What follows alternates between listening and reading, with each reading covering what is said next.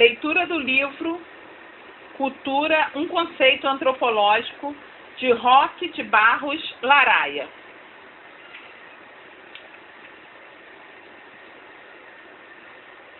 No sumário temos a apresentação, primeira parte, da natureza da cultura ou da natureza-cultura. O capítulo 1, o determinismo biológico. 2, o determinismo geográfico. 3, antecedentes históricos do conceito de cultura. 4, o desenvolvimento do conceito de cultura. 5, ideias sobre a origem da cultura. 6, teorias modernas sobre a cultura. Segunda parte, como opera a cultura. Capítulo 1, a cultura condiciona a visão de mundo do homem. 2, a cultura interfere no plano biológico. 3, os indivíduos participam diferentemente de sua cultura.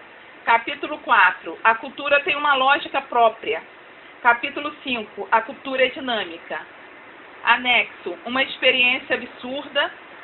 Anexo 2, a difusão da cultura, bibliografia e notas. Comecemos então pela apresentação do livro, dedicado a Lúcia. Apresentação. O presente trabalho pretende introduzir o leitor ao conceito antropológico de cultura, tema central das discussões antropológicas nos últimos 10 anos. O assunto tem se mostrado inesgotável, razão pela qual aqueles que tiveram o interesse de se aprofundar mais devem recorrer à bibliografia apresentada no final do volume, destinado principalmente a um público que se inicia no tema. Limitamos o alcance deste trabalho, evitando muito dos desdobramentos teóricos que o mesmo tem suscitado. A nossa intenção foi a de elaborar um texto bem didático e, portanto, bastante claro e simples. Procuramos, na medida do possível, utilizar exemplos referentes à nossa sociedade e às sociedades tribais que compartilham conosco o mesmo território. Isto não impede, contudo, a utilização de exemplos tomados emprestados, de autores que trabalharam em outras partes do mundo. Tal procedimento é coerente, desde que o desenvolvimento do conceito de cultura é de extrema utilidade para a compreensão do paradoxo da enorme diversidade cultural da espécie humana. Para tornar a bibliografia citada mais acessível aos leitores, utilizamos prioritariamente os textos em suas edições brasileiras, limitando-se às citações em línguas estrangeiras apenas para os casos em que não existem traduções. O livro está dividido em duas partes. A primeira, que se refere ao desenvolvimento do conceito de cultura a partir das manifestações iluministas até os autores modernos. A segunda parte procura demonstrar como a cultura influencia o comportamento social e diversifica enormemente a humanidade, apesar de uma comprovada unidade biológica. A nossa intenção foi de atender às demandas das disciplinas iniciais dos cursos de graduação em antropologia e demais ciências sociais. Para isto, contamos com o apoio e o estímulo dos colegas do Departamento de Antropologia da Universidade de Brasília, aos quais devemos nossos agradecimentos. Mas um reconhecimento especial é devido a Júlio César Melatti, que tanto insistiu para que realizássemos este trabalho. Primeira parte, da natureza da cultura ou da natureza à cultura. Este volume trata da discussão de um dilema, a conciliação da unidade biológica e a grande diversidade cultural da espécie humana. Um dilema que permanece como o tema central de numerosas polêmicas, apesar de Confúcio ter 4 séculos antes de Cristo enunciado que a natureza dos homens é a mesma, são os seus hábitos que os mantêm separados. Mesmo antes da aceitação do monogenismo, os homens se preocupavam com a diversidade de modos de comportamento existentes entre os diferentes povos. Até mesmo Heródoto, 484 a 424 a.C., o grande historiador grego, preocupou-se com o tema quando descreveu o sistema social dos lícios. Eles têm um costume singular pelo qual diferem de todas as outras nações do mundo. Tomam o nome da mãe e não o do pai. Pergunte-se a um lício quem é e ele responde dando o seu próprio nome e o de sua mãe, e assim por diante, na linha feminina. Além disso, se uma mulher livre desposa um homem escravo, seus filhos são cidadãos integrais. Mas se um homem livre desposa uma mulher estrangeira ou vive com uma concubina, embora seja ele a primeira pessoa do Estado, os filhos não terão qualquer direito à cidadania. Ao considerar os costumes dos lícios diferentes de todas as outras nações do mundo, Heródoto estava tomando como referência a sua própria sociedade patrilineal, agindo de uma maneira etnocêntrica, embora ele próprio tenha teoricamente renegado esta postura ao afirmar: se oferecêssemos aos homens a escolha de todos os costumes do mundo, aqueles que lhes parecessem melhor, eles examinariam a totalidade e acabariam preferindo os seus próprios costumes. Tão convencidos estão de que estes são melhores do que todos os outros. A surpresa de Heródoto pela diversidade cultural dos lícios não é diferente da de Tácito, 55 a 120, cidadão romano em relação às tribos germânicas, sobre as quais escreveu com admiração. Por tudo isso, o casamento na Alemanha é austero. Não há aspecto de sua moral que mereça maior elogio. São quase únicos entre os bárbaros por satisfazerem com uma mulher para cada. As exceções, que são extremamente raras, constituem-se de homens que recebem ofertas de muitas mulheres devido ao seu posto. Não há questão de paixão sexual. O dote é dado pelo marido à mulher, e não por esta àquele. Marco Polo, o legendário viajante italiano que visitou a China e outras partes da Ásia entre os anos 1271 e 1296, assim descreveu os costumes dos tártaros.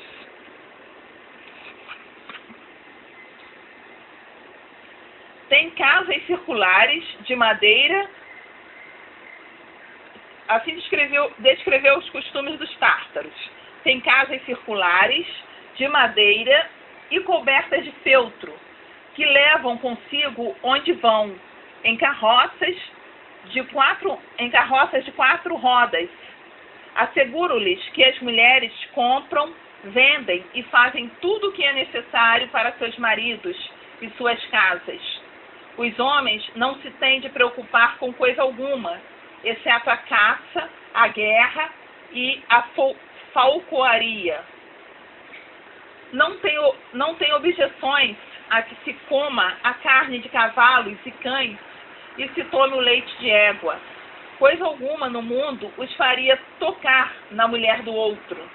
Tem extrema consciência de que isto é um erro e uma desgraça. O padre José de Anchieta, 1534 a 1597, ao contrário de Heródoto, se surpreendeu com os costumes patrilineares das Índias Tupinambá e escreveu aos seus superiores: o terem respeito às filhas dos irmãos é porque lhes chamam filhas, e nessa conta as tem, e assim, né, que fornicare, as conhece, porque tem para si que o parentesco verdadeiro vem pela parte dos pais, que são agentes, e que as mães não são mais que uns sacos em respeito dos pais, em que se criam as crianças, e por esta causa os filhos dos pais, posto que sejam havidos de escravas e contrárias cativas, são sempre livres e tão estimados como os outros. E os filhos das fêmeas, se são filhos de cativos, os têm por escravos e os vendem, e às vezes matam e comem, ainda que sejam seus netos, filhos de suas filhas. E por isso também usam das filhas das irmãs sem nenhum pejo, a de copula, mas não que haja obrigação e nem o costume universal de as terem por mulheres verdadeiras, mais que as outras, como dito é. Montaigne, 1533 a 1572, procurou não se espantar em demasia com os costumes dos tupinambás, de que teve notícias e chegou mesmo a ter contato com 3 deles em Rouen, afirmando não haver nada de bárbaro ou selvagem no que dizia a respeito deles, porque, na verdade, cada qual considera bárbaro o que não se pratica em sua terra. Imbuído de um pioneiro sentido de relativismo cultural, Montaigne assim comentou a antropofagia dos tupinambás. Não me parece excessivo julgar bárbaros tais atos de crueldade, mas que o fato de condenar tais defeitos não nos leve à cegueira acerca dos nossos. Estimo que é mais bárbaro comer um homem vivo do que o comer depois de morto, e é pior esquartejar um homem entre suplícios e tormentos e o queimar aos poucos ou entregá-lo a cães e porcos a pretexto de devoção e fé, como não somente o lemos, mas vimos ocorrer entre vizinhos nossos conterrâneos. E terminou ironicamente, após descrever diversos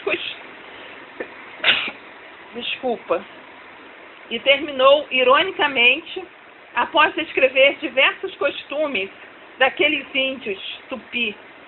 Tudo isso é interessante, mas que diabo, essa gente não usa calças. Desde a antiguidade, foram comuns as tentativas de explicar as diferenças de comportamento entre os homens a partir das variações dos ambientes físicos. Marcos V. Pólio, arquiteto romano, afirmou enfaticamente: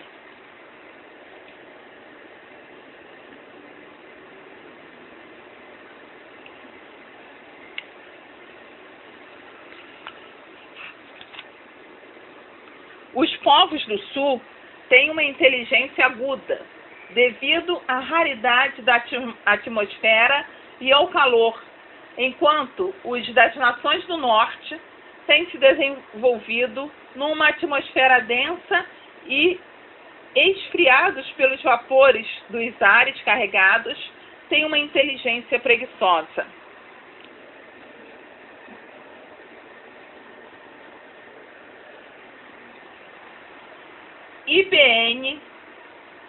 Ibn Khaldun, filósofo árabe do século XIV, tinha uma opinião semelhante, pois também acreditava que os habitantes dos climas quentes tinham uma natureza passional, enquanto aos dos climas frios faltava vivacidade.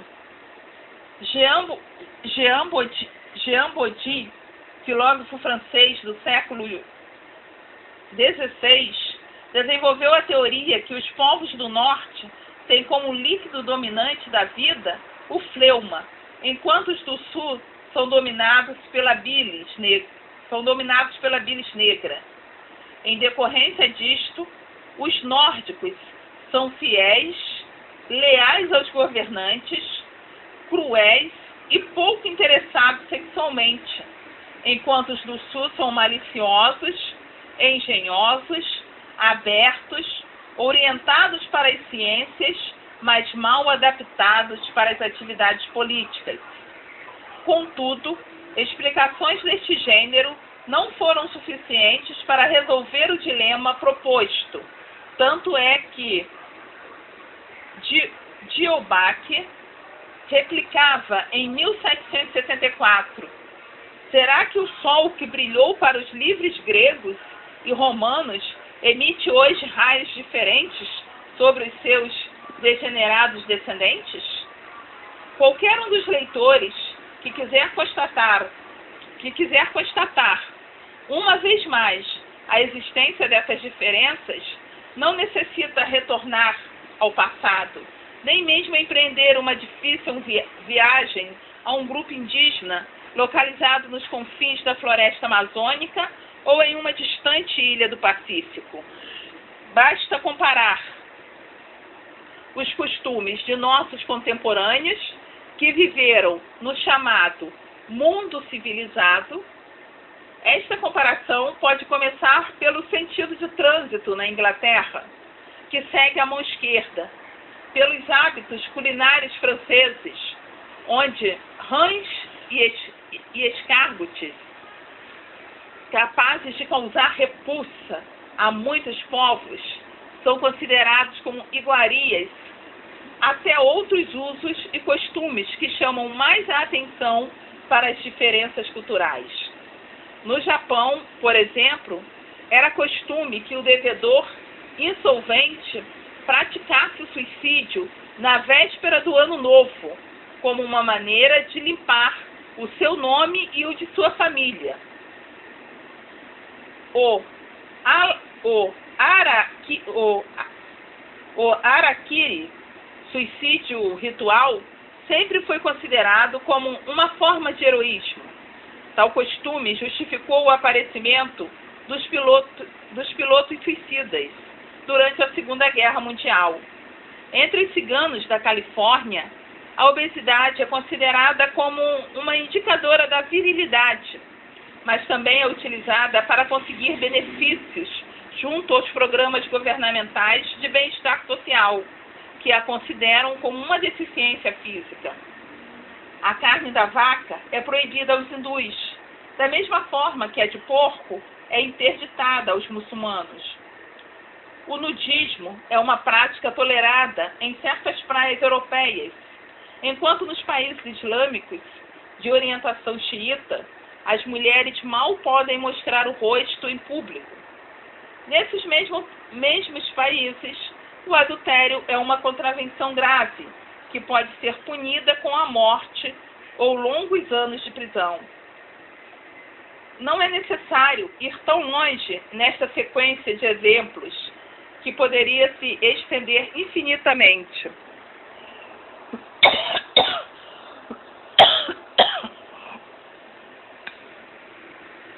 Desculpa.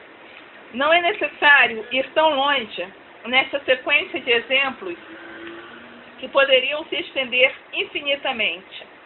Basta verificar que, em algumas regiões do norte do Brasil, a gravidez é uma doença.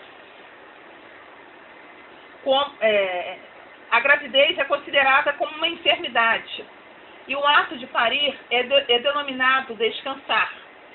Essa mesma palavra é utilizada no sul do país para se referir à morte. Fulano descansou, isto é, morreu.